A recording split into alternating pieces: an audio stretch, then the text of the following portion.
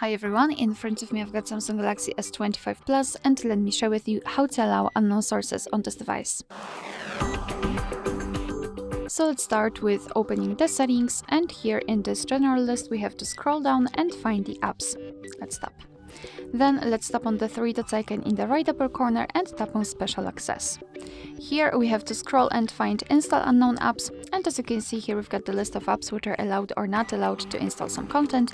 Of course we can change it, just tap on the switcher, and from now on, since this option is active, the Chrome is allowed to install some content. Be aware, because you are doing it on your own responsibility, some third-party apps aren't verified by the developer, so you may put your data and actually whole device at risk, so remember about that and choose the apps wisely.